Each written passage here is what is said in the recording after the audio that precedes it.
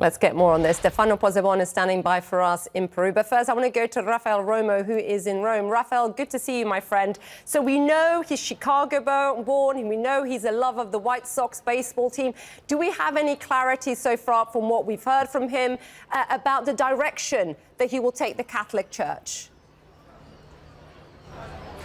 Hi, Isa. Well, yes, one very huge, gigantic clue is the name that he chose, Leo, and by doing that, he is probably going to follow in the footsteps of the previous Leo, Leo XIII, who wrote a very influential encyclical when he was the Pope in the late 19th century, early 20th century, where he advocated for workers' rights, and he's also seen as someone who espoused the social doctrine of the church. So it is very important to look at that, considering what he is going to be. And he's also talking a lot about the legacy of Pope Francis and how he admired how Pope Francis went out to the people, the peripheries of the church, the marginalized. And let me tell you, Isa, he has been the leader of the Roman Catholic Church for a little over 24 hours now, and Pope Leo XIV already has a full schedule for the month of May.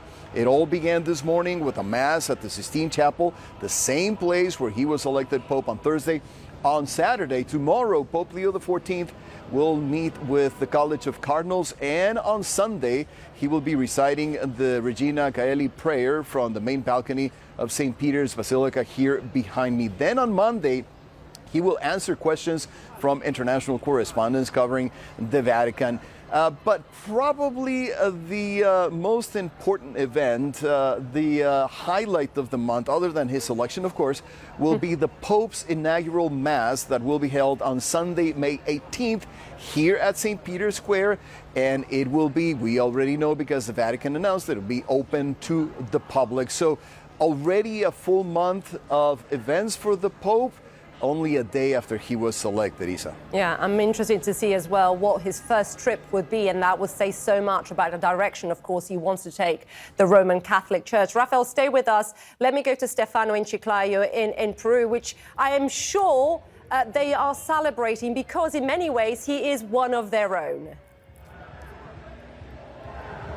Yes, absolutely, Isa. The celebration for the election of the new Pope here in Chiclayo is just getting started. I wanted to point out to you this enormous poster that has just been posted out of the City Hall Palace. We were here literally 20 minutes ago when that poster was hung up there, celebrating Chiclayo Bendecido, so Chiclayo blessed. And just to tell you about the expectations that the new Pope is triggering in these people, I'm here with my new friend Anuet, who is she's a journalist at the local Panorama Chiclayano.